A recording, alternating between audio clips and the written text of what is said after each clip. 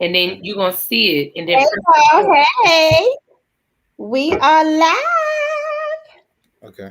Welcome, welcome We can't find. to another episode of Relationship Talks. And I will introduce my amazing guest in just a second. Just got to share it to my page. All of us.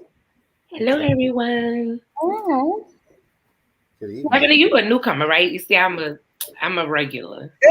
You a regular? That's what it Yeah, is. She I'm is. a regular of relationship with Siobhan Carter's church. A- Amen. Amen and Amen. amen and amen. You gotta say that. You gotta say that doctorate. Amen. Amen. Amen. Amen. Amen. All right. So wait, let me see what I'm doing. Let's see. So we're coming, y'all. We just got to get to sharing. Hey, let us know you're here. Hi, Johnson. Anya, hi. Hey, Anya. Hey, Miss Iris. Welcome, y'all. We're gonna get started in just I a think I second. just did it. You figured it. You got it, Devin. Okay. Yeah, I think so. I'm Hello. sure. If not, it is what it is. Right. It's just it's We're fine. gonna work it out. I think I did. Yeah. Okay. All right. So I think I have it. Yes. All right. So we are good to go. We are going to get started because this is going to be an amazing discussion tonight. Absolutely. Yes, it is. So, welcome to another episode of Relationship Talks. I am your host, Siobhan Carter, the You Relationship Coach. And what that means is I am passionate about all things concerning relationships, especially the relationship that you have with yourself. And tonight, I have the pleasure of being joined by two amazing guests. I'll start with the man, Devin. Devin Bennett. He is from New Orleans, Louisiana. He is Yeah. one of the co-hosts of the Relationship Corner with Devin and Patrice. And I'm just so glad to have you here today. He's a good brother, and he's going to have some good wisdom to share with us tonight. So welcome, Devin. Thank you. And we have my good girlfriend, who is no stranger to this platform, Miss Patrice Salmon, who is the other host of Relationship Corner with Devin and Patrice. And they are here to share their story, y'all. So it's going to be so Again. so good. But before we get into all of that good stuff, Devin, let's start with you. What else would you like for the people to know about you? Um, Not much. I am man of God. I love people. I love God, and I think with you as well. I think you put it great. I am here to do my best to help others be great Mm-hmm. in whatever capacity that can be. Also, we just decided that we're going to tackle this relationship, trauma and relationship. And so, Mm-hmm. other than that, I love people, I love God, and I love to make sure and help people understand that there's greatness in them. So Mm. that's it. That's And it. if you didn't learn nothing else about Devin, he loves God. Yes, Yeah. indeed. Amen.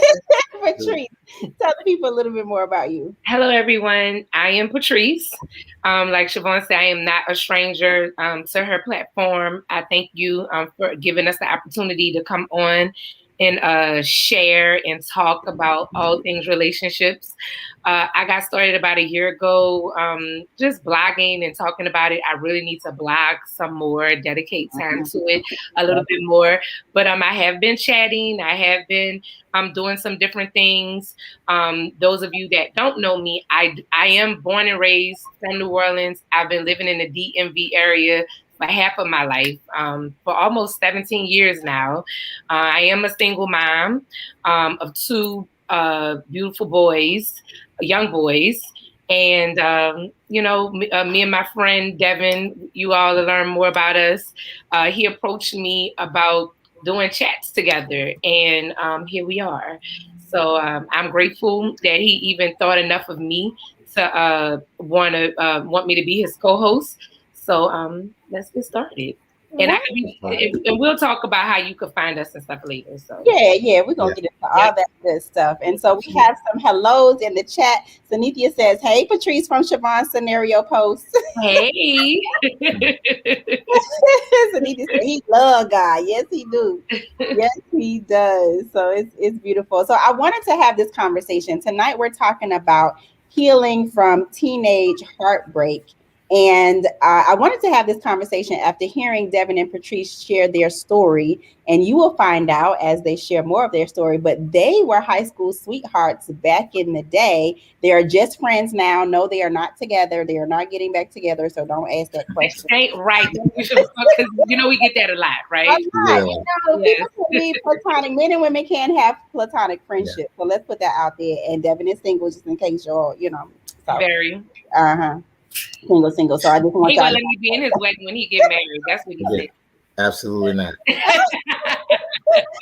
But I wanted to have this conversation because I think it's such a powerful story, and just to see where they have come from and where they are now, I think you're going to be blessed, you're going to be encouraged, and just inspired, to maybe look at yourselves, look at your relationship history, and see where you can heal in some areas that may be unprocessed or that you haven't dealt with. So let's get into it. So let's talk about your story, Devin and Patrice. So first of all, tell us about your journey. How did you meet? What happened? What was the relationship like, and how did it end? I think we agree on this story. So go ahead, Devin. Listen, ladies are first. I'm gonna let you take it. You are a great storyteller. So go ahead, Patrice. Can we join together? Can you fill in? All right. Okay. So Devin and I grew up down the street from each other. Literally a house apart. He lived in a neighborhood. No, it's funny. We've always kind of knew each other off and on.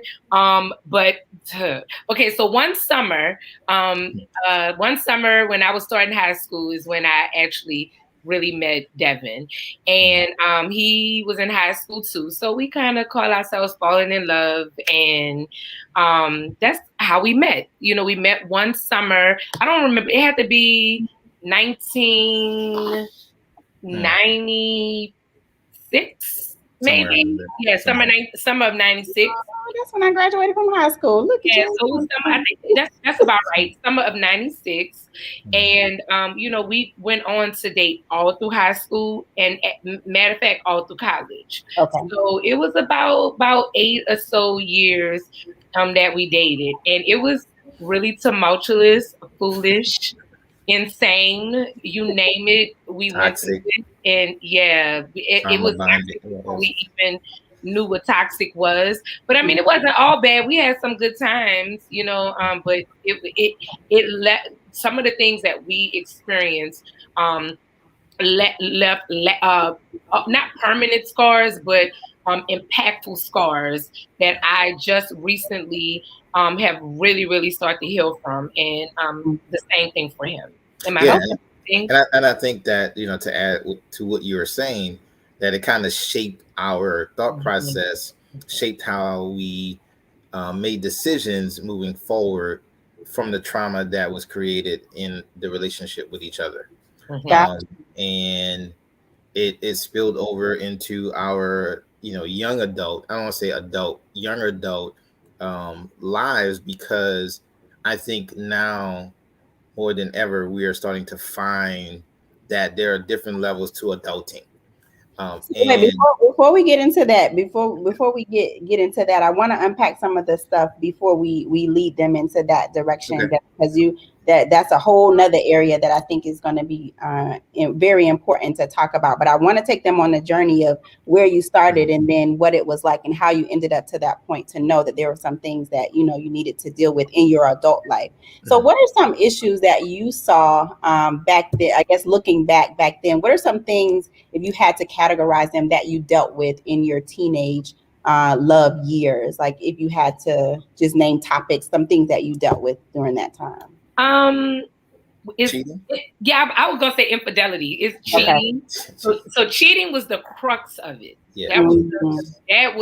That's what spiraled everything. Because at first we was all in love, wanted to be with each other, but what really, really messed it up is when Devin got his driver's license.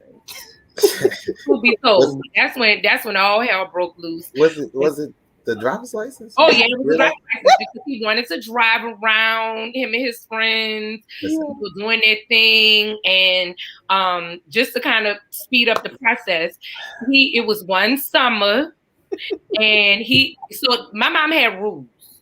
You know, my mom was on me like white on rice. She had rules, which she should have had rules. Mm-hmm. And her one rule was I could not get in a car with a boy until I was 16. This particular summer, I was 15. Yeah. I hadn't turned 16 yet. And Devin had his license. And so he was gas happy. He found a young lady that he could hang out with and do things with late at night that I could not do. And things look at Devin's face. And it spiraled out of control. And let me tell you, when I found out about it, Siobhan, I remember it, girl, I was so devastated. When I tell you devastated, am I lying, Devin? Devastated. So can I interject for a second? Yes, can I interject? So yes, I cheated first. Okay. And it created a ripple effect of cheating. I can admit that. Okay. I was young. My dad had a 1500. you know, extended cab. Me and my boys. He thought he was the boss in that truck. You know, me and my boys were. We were young and dumb. So we like, hey, you got a whip. My parents had. We were driving around. We were having fun. It wasn't necessarily, and she was saying, hey, the young lady had more access to her availability was more, accessible than Patrice's. Yes, it started there. Okay. But that wasn't necessarily the determining factor for me cheating. Okay. Or stepping outside. The determinant fact, the actuality of why I cheated is because I was young. Okay. Because I didn't know no better. Be honest with it. I had. No, we didn't, girl. I had multiple. I had the ability to have multiple females at one time, and that's not how I was thinking about it. But I'm like, hey, she liked me.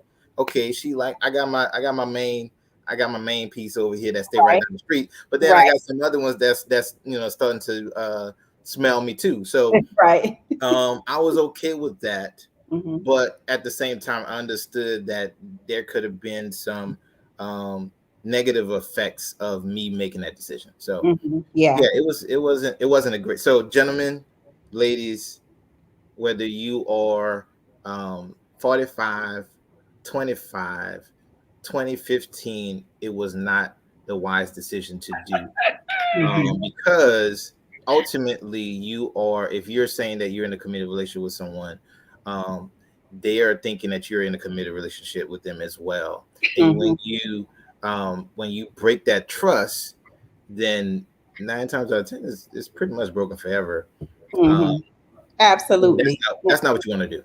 Yeah, absolutely. And it made me think about being teenagers. When we're 15, 16, our hormones are raging. We're at that point of where we're changing physically, emotionally, socially. We're getting in tune with our friendships. We're getting in tune with ourselves, trying to figure out who we are, and the peer pressure. All of those things are factors in our development. And then you bring in romantic relationships, and then sometimes sex is involved. That is a lot for a teenager to handle. Absolutely. Because we're not taught how to manage all of that at such a young age, on top of school and family responsibilities. So it's a lot to deal with. And so I understand the challenges, the options, and all of the things that you had, but then also the heartbreak that comes from that, because it sounds like this was your first love experience.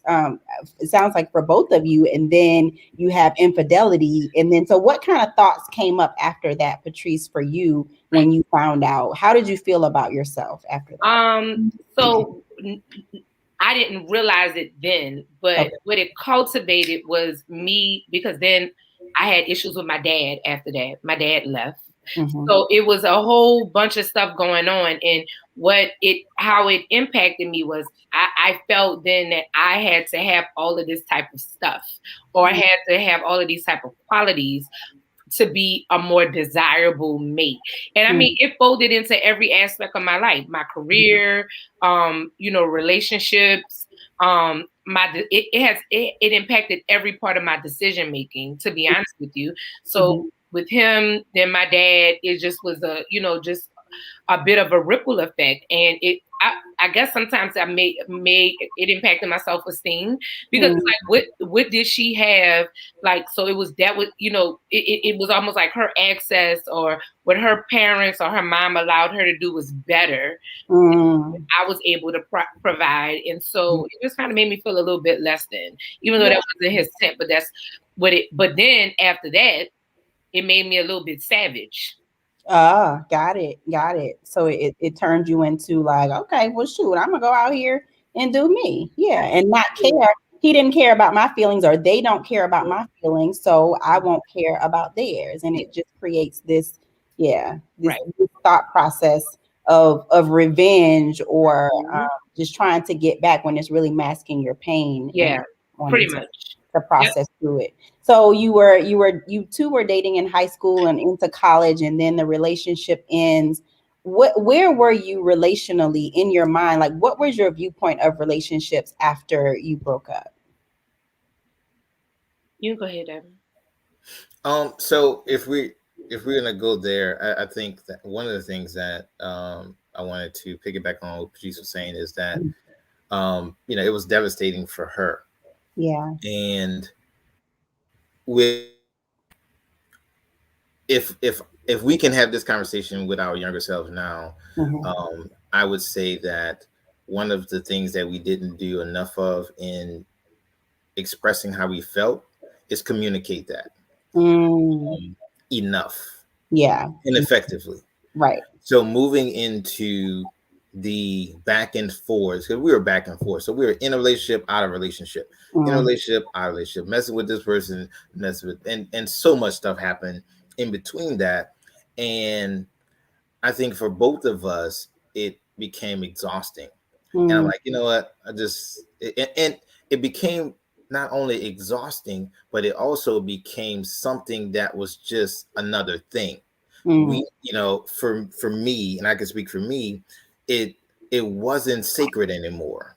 Like all of the foolishness just tainted the sacredness of this relationship that we were trying to create. And so at the point where we were, when Patrice left, she graduated, she left to move to Maryland, and we were at this point, there were other factors into it, but at the end of the day, I decided that I didn't want to continue this in the manner that it was in, because I'm like, you know what? I don't know if she's going to be, I don't know if we're going to be on the same page and honest and committed to each other, because we have dealt with so much in the past.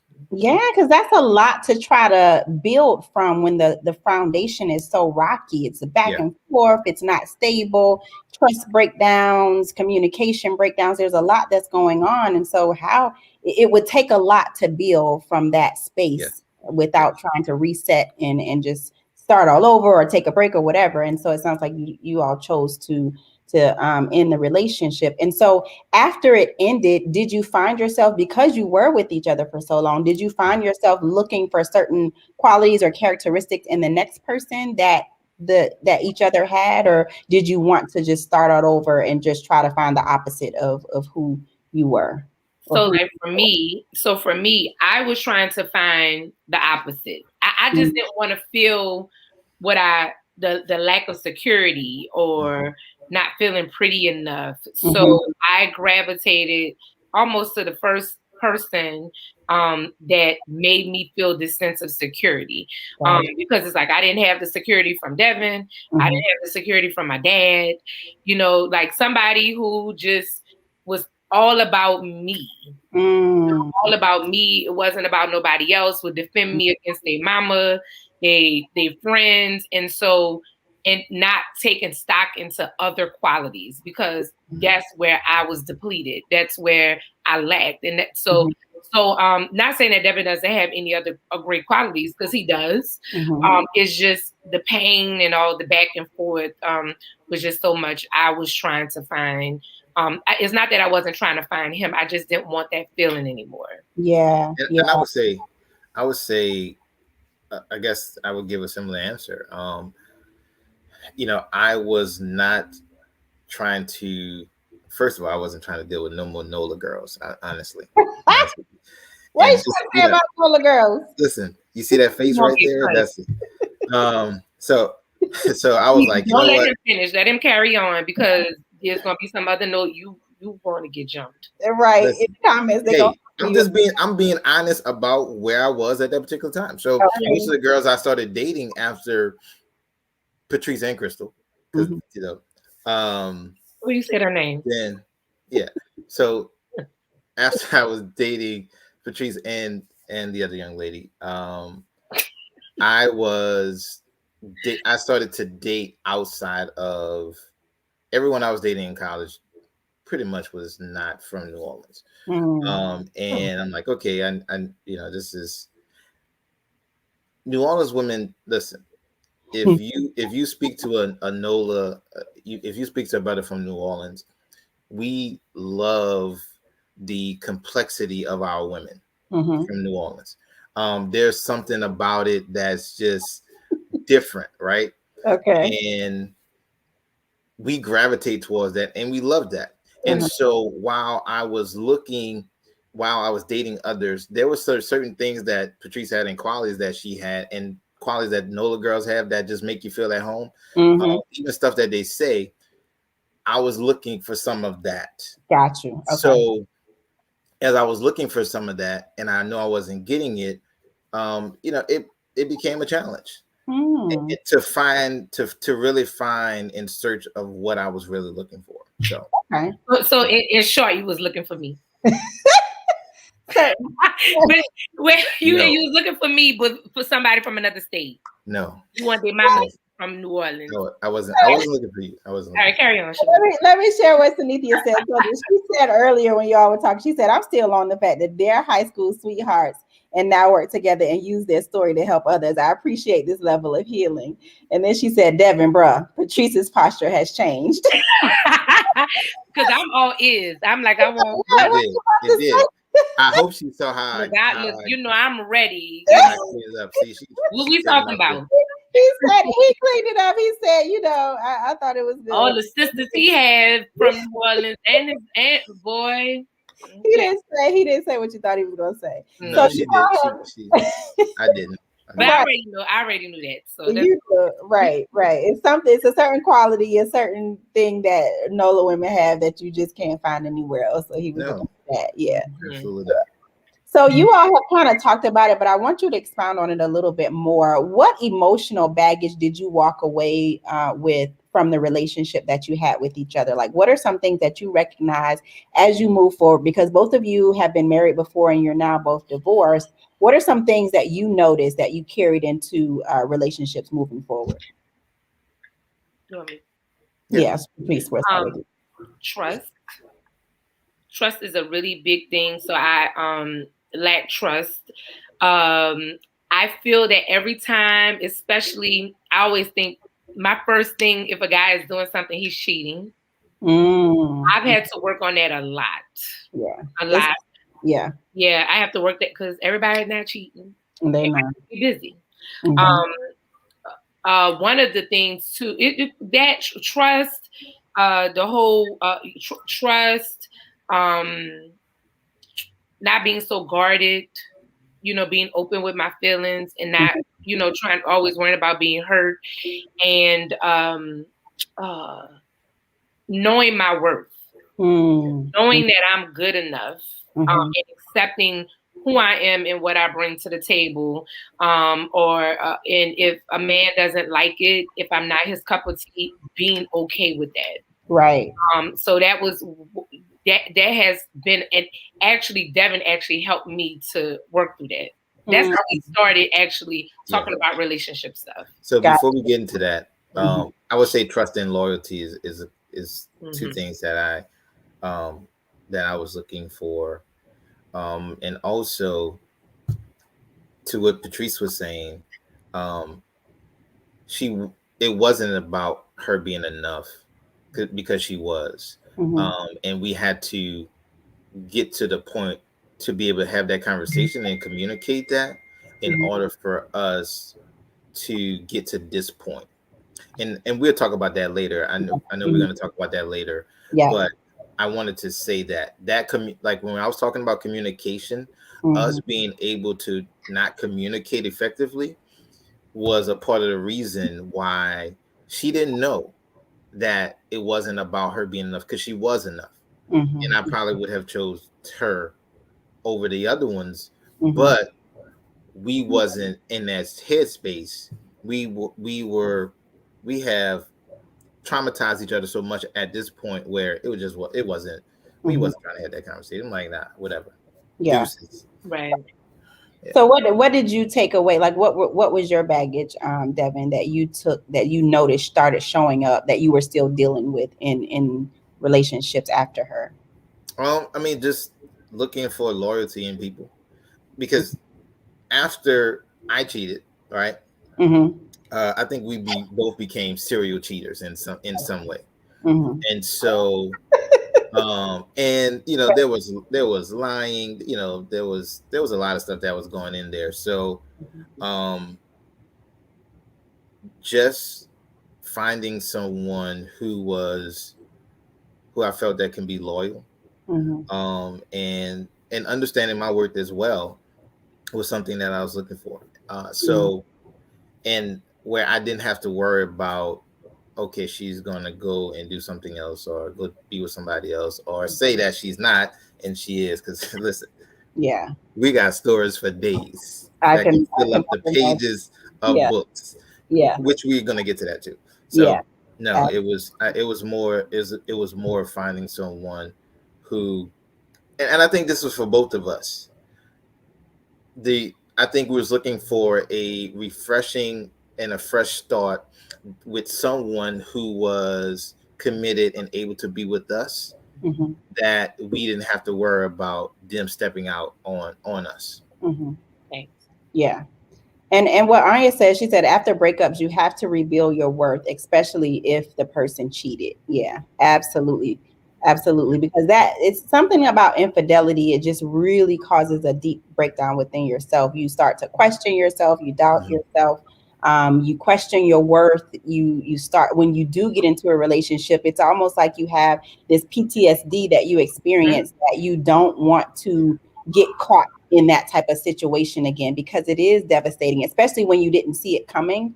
And so it hits you, and like the rug is pulled up from under you, and you just don't want to be caught off guard like that. And so it creates these defenses, and you just feel like you have to live on guard and just not allow yourself to be vulnerable. And then that creates all this tension and conflict in relationships because we're just scared.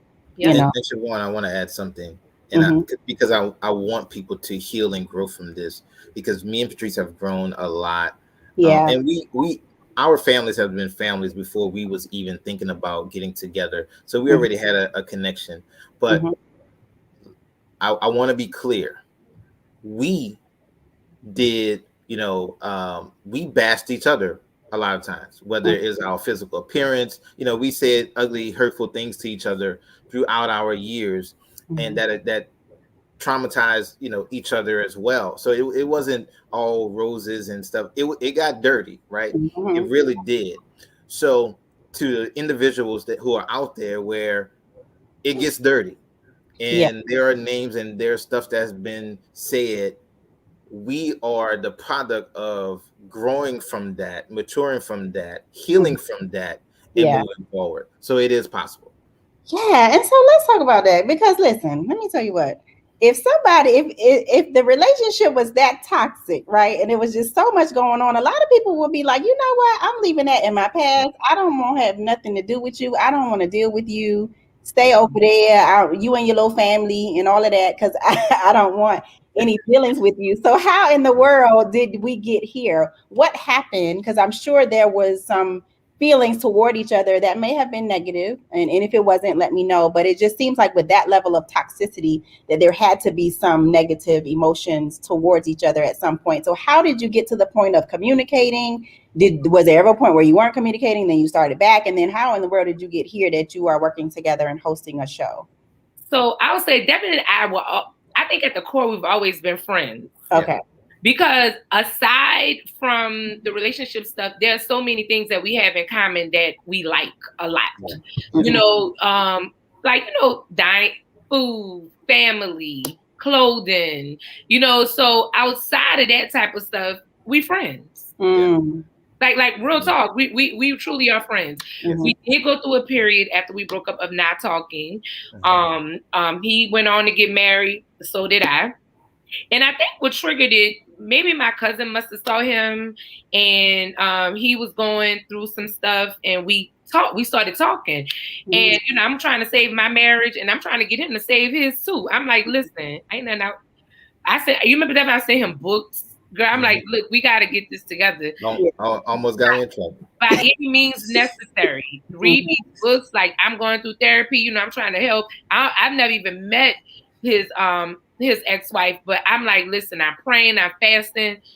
I'm praying for everybody to stay married. Mm-hmm. Then I think, you know, so we were kind of talking off and on, nothing just about what we were going through. And then how we really started talking about relationships. It was one summer, maybe 2 summers ago during the pandemic. I was dating this guy and I was experiencing some stuff. And even before then, I had been praying and fasting, and some of the issues that I was having, God led me back to my relationship with Devin. Because, you know, when you're going through stuff, it's always important to ask God or figure out the root cause of where the origins of where some of this stuff started. So when you could actually deal with it, heal with the situation, pull that root up and burn it, however you need to. God really helped me, but I still fully didn't understand. I was still going through it. And so I called Devin one day and I told him, I said, listen, we really need to talk. I said, I believe that some of the stuff that I'm experiencing, you are the root. What we went through was the root cause of it. And we talked through it because, you know, I felt like the guy wanted to date me, but I was pushing him away because I was afraid that he might select some other girl. And he like, wait, I like you. Like, you tripping. Yeah. I like you. And, but it was me. It wasn't him. It was me. And when I talked to Devin and I talked about it, and he said, Patrice, it was just what he said. It was never about that you were the lesser option. You actually were the better option. And here's why. And he apologized for what he did. And we kind of went through it.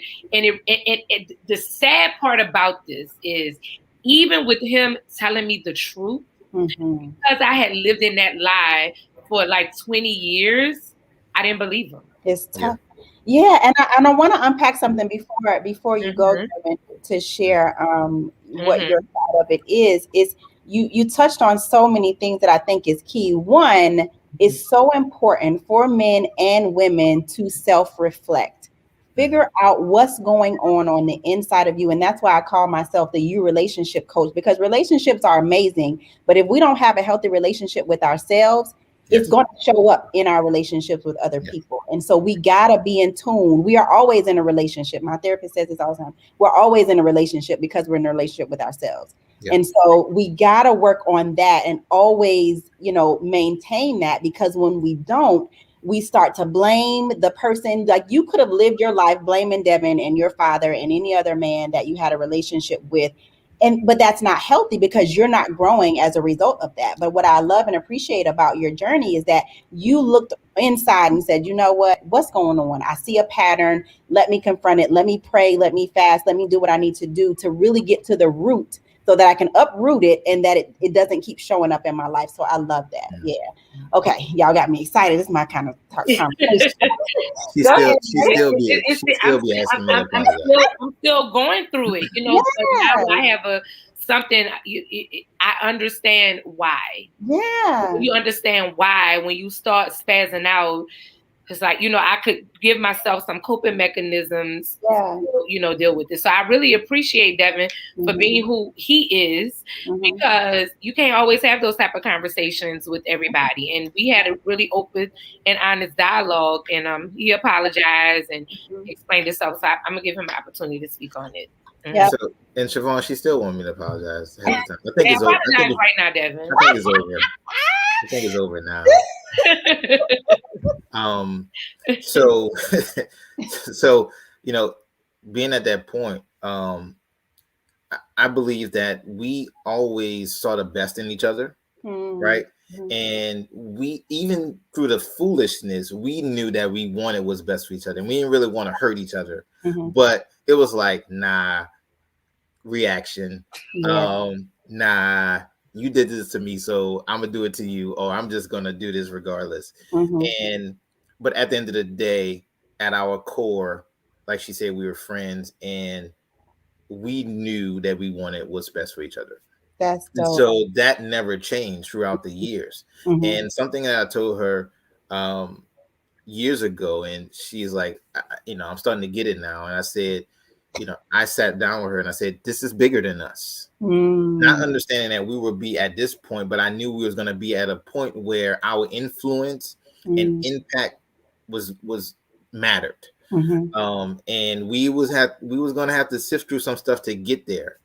And so, when I got the call, see, God was already preparing me for, not for this, but just preparing me for the seasons that is coming and has come. So me having a conversation with Patrice was one of the things that I was already ready for.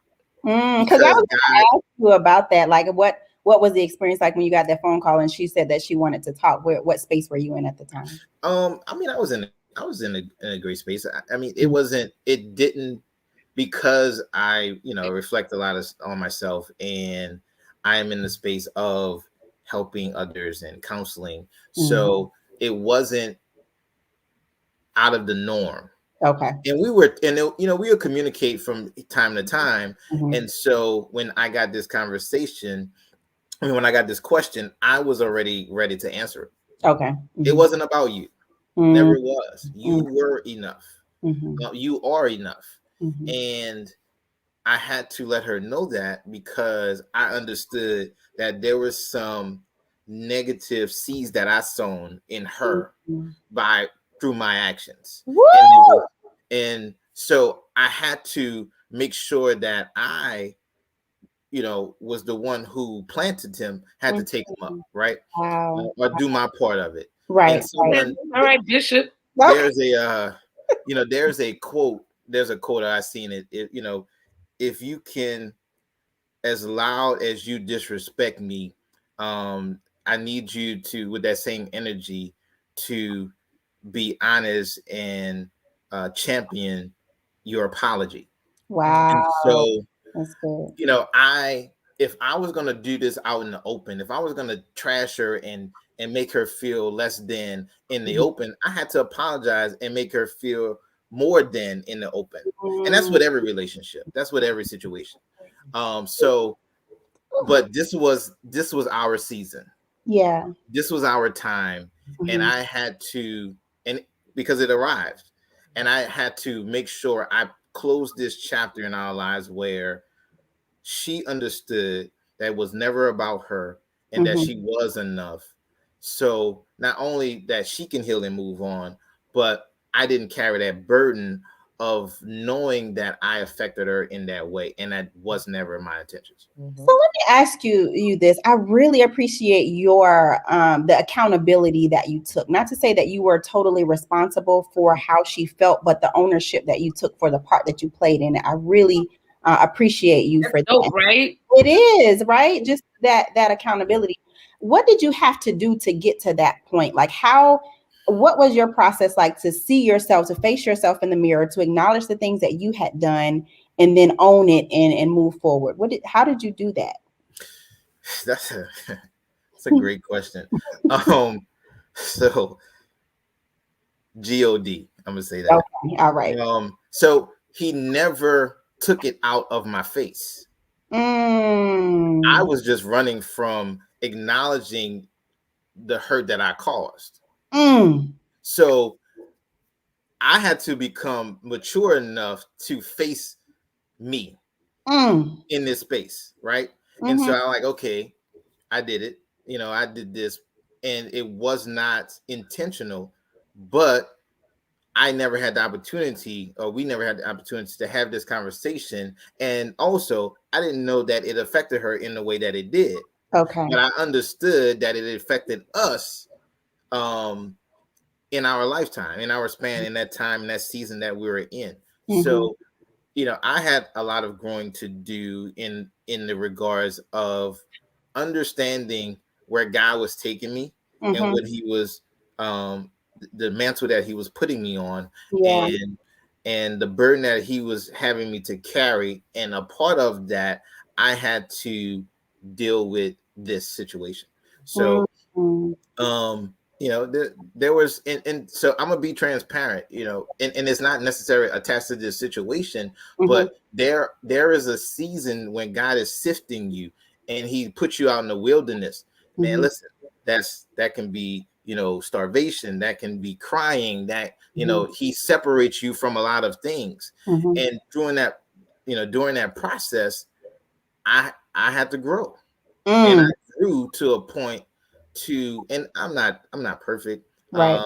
I am, trying to perfect what he has perfected in me. But I had to walk down this path where I understood that this was a process that I had to follow in order to get to the point where he wanted me to be. So what I'm hearing in that is, one, a level of obedience that you have to have, because a lot of us can hear a lot of things and just ignore it at the same time. But there's a level of obedience that you had to have to and humility that you had to sit down long enough to hear what he had to say and take it in and to allow him to take you through a process. So that is, and your relationship with God, it sounds like as you got closer to him, as you grew, that's how you grew, getting closer to him and just hearing what he had for you and where he wanted to take you. And it sounds like there was a transformation process that happened by you, one, surrendering and humbling yourself and being obedient to what you felt him prompting you to do. Yeah. Yes. Wow. Now listen, so y'all getting some amens in the chat. Just to piggyback on Devin. So with him doing that, me being the recipient of that process, I felt that was a level of preparation, because depending on where I was, even though I was ready to receive it and I asked for it, I really wasn't mentally. Then now that I had the truth, I had to start feeding myself with the truth every time the lie came. And it took me a while. Just because he apologized does not mean that I all of a sudden was this renewed person. There was still work that needed to be done with me digging up the lie. Because mind you, at this point, it's been about 20 years that I've been feeding myself with this lie and living with this something that wasn't true. You tell yourself you ugly enough, you believe it to be true. And so, I appreciate God for helping me get through that. So I could now be free when certain things come my way to know, I do deserve that. Yeah, and it's so much coming up now. So Anya says it never ends, because it's 20 years of, like you said, just telling yourself this lie. So it's a process, it's a never ending process that we are learning something different, learning something new. And so it's not an overnight process where you have this one conversation and then it's one and done. Now it's like, okay, I can remove I can take the focus off of him and not point fingers at him. And now I can look at myself and do a little bit more deep dive and to see what else is there. Because here is an example of someone who has acknowledged that and he's apologized. So what else can I ask for? Okay, so that means if I'm still feeling something, it must be some more work that I need to do, So I appreciate that. So listen, y'all, this is so good. It's a beautiful thing, right? It's a beautiful thing, and it's such a testament to the power of healing. Now I want to talk about, because everyone doesn't have this experience. Everyone is not in this space of maturity or spiritual development. So what would you say to those who are not able to go back and have these kind of conversations because it would trigger or cause more pain than good? So what would you say to those people? I would go. So I was having a conversation with someone a couple of days ago about using the N word, right? Mm-hmm. And so it was like, oh, we have, we taking the power back. And I said, oh, okay, but if somebody out your race call you that, then you're gonna have a problem. Mm-hmm. Like, absolutely. I said, well, you didn't take the power back. Matter of fact, it's not even yours to take back because you didn't create it. We didn't create it. I'm saying that to say that a lot of times, we are in situations that we have to take back the power of our emotions and trauma that we have experienced through a situation. Mm-hmm. I believe that we all have a choice. And if we are choosing to humble ourselves and be obedient, that we all can have the conversation. Mm-hmm. Mm-hmm. The real question is, are you mature enough to be honest about your part in the situation, to put that to bed, and allow yourself to heal from it, become whole, and start a new journey? If you are not there, then you will never want to have the conversation. Got it. Yeah. And listen, there are some conversations and some situations that you just need to walk away from, and you don't even need to touch. Mm-hmm. That's not our story. Mm-hmm. And I'm not telling people to go back into a situation where, physically abusive, emotionally, all of those things, because those things, can take root, and those people never deal with those issues, and Right. that continues to be a cycle. So Mm-hmm. I'm not saying, hey, just go back and we all can do it. Kumbaya. Right. No, Yeah. there's a process. There was a process for me and Patrice Yeah. to go through in order for us to get to this point. Yeah. Yeah. We never, our intent was never to be malicious towards each other, and we never were. So that it was easier for us to transition by the grace of God to where we are today than others.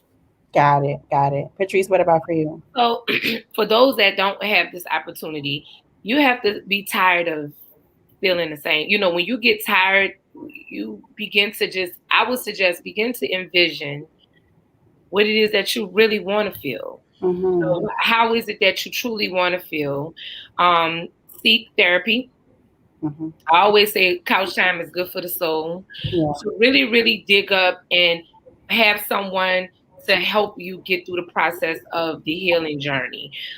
If you're not comfortable with therapy yet, a good girlfriend that you could really, an unbiased girlfriend or male friend, someone that could really help you on a journey. Because if you keep being in this vicious cycle, it's you. Mm-hmm. It's you. So you have to really take the time. I suggest take the time and reflect. Okay, why am I feeling this way? It's most times if you trace it back, you could trace it back to your childhood. Yeah. What happened in your childhood? What happened and what is causing the trigger? If it's a person, an event, try to do some practices to forgive that person and seek therapy to really, really heal so you can live the life that you truly, truly want to live. People, I am a firm believer, what you think and what you see, you can really, really go after. We are our own, we hold ourselves back.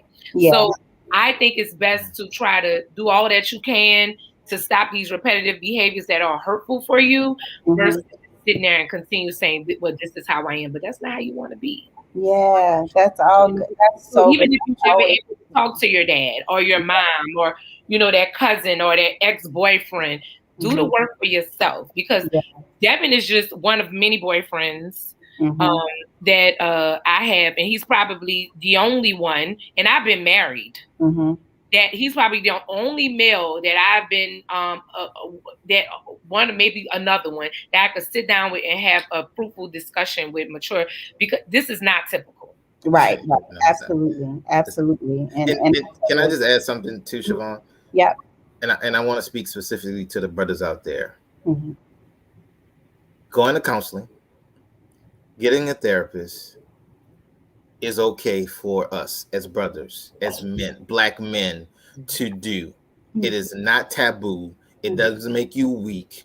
It is not something that you should look, take a side eye on. It is helpful, it is therapeutic, and it can help you grow into a better male if that is what you need, Mhm. if Yeah. that's what you choose. And I will say this to brothers who are in relationships and have spouses: if your spouse wants you to go to therapy, go to therapy. Just go. Just go. And, Like, listen, and when you go, tell the truth. go. Like Yeah, talk. tell the truth. Open up. Be Yeah. a real man. We can be honest about these things Mhm. and tell the truth, and it feels great. It doesn't feel bad. It feels great for us to l- relinquish some of the burdens that we carry that you all don't see. Wow, that's good. And that's what I'm saying to brothers. There are some burdens that we carry that we know that other people don't see, Mm. that can be laid to rest when we have these conversations, That's some so heart to good. heart conversations. So Yeah. be And, mindful of that. and women, give them space to be honest and Mhm. vulnerable. I Mhm. guess particularly know the women.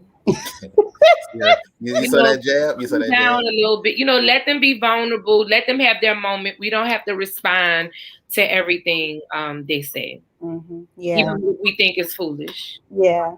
Mhm. Oh, look, y'all, we got I know. I cannot believe time has gone by so fast. But before Yeah. we leave, I really want to talk about your show, the Relationship Corner with Devin and Patrice. So tell us about that, what you have going on, and what we can look forward to. Well, Devin is the creative director, so and executive producer, the clothing designer. So I'm gonna just let him go ahead on. Right. See, all of that. He is. I So mean, listen. All right. girl. So relationship corner with Devin and Patrice um, is a must see. You guys can tell, right? What you know. So we decided after our conversation and God, sharing some things with God, and He said, "Listen, we need to talk about trauma in relationship, not just relationships between a man and a woman, but relationships, all relationships. There's Mhm. some trauma there, and want to conquer that trauma, one relationship, one conversation at a time, and that is our goal, to have relationship conversations with two people who've been in a relationship and been in other relationships, not just a relationship with men and women, but with our families, our parents and grandparents and children and cousins and siblings. There are multiple relationships that be getting on your nerves. Guess Yes, what? yes, We gonna talk about them. I So love please stay tuned. And you can find me at Devin Milton, at Devin Milton Bennett, um, Patrice at I am D Patrice. See how he the creative director? So you can find us there. it. Yes. We have an event coming up soon, so be on the lookout. Yeah, Yeah. We would so love, we working on some things. yes, we would Mhm. love Yeah. to see you there. We appreciate you being here tonight, and I hope and I pray that something we said stick with you. Mm-hmm. Yes. Yeah, yeah.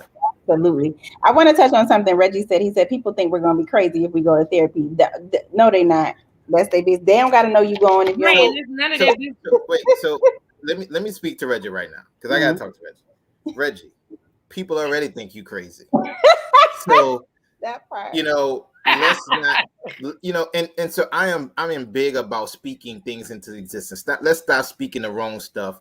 Mhm. If it's out of joking or whatever, let's speak life into our lives, So you want to Mhm. speak like and Granola girls? let's speak life into our lives. See, this is what I'm talking about, Reggie. You can't block out the noise, right? You block out the noise. But let's speak life into our life. And the reality is, yes, people may think we crazy, but the question is, what do you think about yourself? Mhm. Because you the one have to put yourself in a seat, and you are the one that have to have the real conversation, and you are the one responsible to healing yourself and making yourself whole. So Yeah. guess what? Let everybody else think you're crazy. Just make sure you don't think you crazy. Put yourself in the driver's seat of owning your own happiness and wholeness. That's good. And heal. Good. Yeah. Therapy really changed my life, and I feel like I'm gonna be in it, because I still got some stuff I'm unpacking. It's a journey, so I love it. And finding the right therapist is a journey, because I went through a couple therapists until I found the one that actually was a good vibe for me. So if you try one and just keep trying, get recommendations until you find one that jives for you.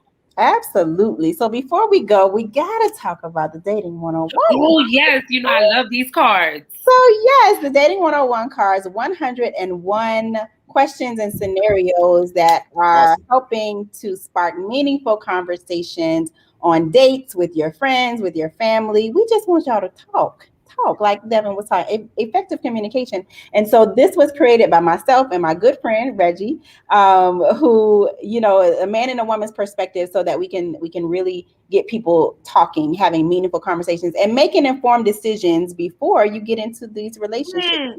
Know who you're talking to. So I have the link in this chat to where or in the description of this live, so that you can purchase these cards. Support Black businesses, y'all. Let me say, those cards really work. Awesome. So wait, can we pause for the call? Was Reggie the same one that created these cards talking about they gonna think we crazy? He's joking. Yes. He's not been to therapy. He's just talking. Yeah. He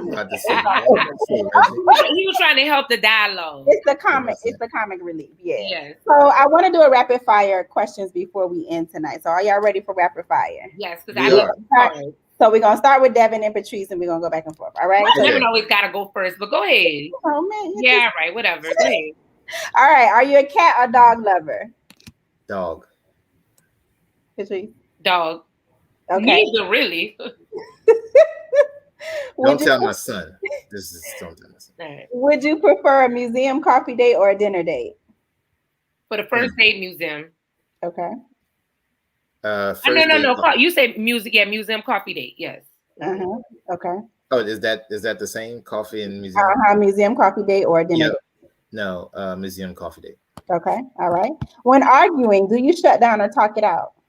I'll talk it out. It depends. It depends on the person.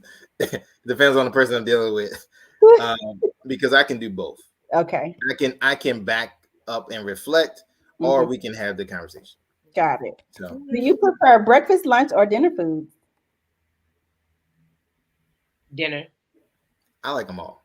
If I had to pick dinner, I want breakfast, lunch, and dinner. Okay. Ladies, breakfast, lunch, and dinner. I'm just saying. Got it. And the last question we're gonna do for the night: do you have a height requirement when dating? I don't want him shorter than me. So he has to be taller than me. I'm 5'3", so I would prefer him to be taller than me. Okay. I guess yes.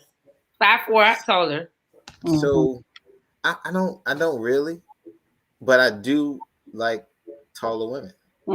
Or if they wear heels, taller than me. So I don't, hey. That's new. That's shocking. Is it? Hey. Really? You like taller women? Like women taller than you? Okay, Devin? No, I said, let me be specific. I said I like taller women, but also if the women who are your height and put on heels who are like, up to me or a little tall, that's fine too. I'm not discriminating. And see, this is the kind of reactions we love to see from the Dating 101 cards. I really like these cards, but I know you got it. Yeah, all right. I like these cards. Yes, it's so much fun. So we're not gonna pull them all out today. These are a few either or. We have scenarios. We have longer questions in here, but it's really to just get you thinking about what do you like and to get to learn about what the other person's like. And then you may find something like just now that I didn't know you like that. Yeah. Exactly. So that's why we have them check us out at our we ain't together because she ain't like that. Whatever. They are good for first dates. Yes, they are. Absolutely. And if you are in a relationship, you can test them to see if you can guess what your partner is going to answer. Oh, yeah. All right, Siobhan. We got to get there first. Yeah, that part. It's a journey. It's a process. A So thank you all so much for being our guests. I really appreciate you sharing and the nuggets and the wisdom that you shared. Thank you all for everyone who watched and shared your comments in the chat. You got to go back and see what they said because they were live in the chat. Oh, I can't wait. So, thank you all for watching. And Devin is going to be back soon with some other of his friends who are thinking just like he does. So yeah, just stay tuned for that one. But gentlemen. Exactly. We're gonna get in. We're gonna pick the men's brain, a little bit and get to know a little bit more because we want women to understand there are good guys out there. People say, where are they? They are there. You just have to look. Okay. All right. So until next time, y'all. Thank y'all for another episode of Relationship Talk. Thank you for inviting us. My host Siobhan Carter. Thank you, Patrice. Thank you, Devin, and thank you all for watching. And until next time, good night. Thank you.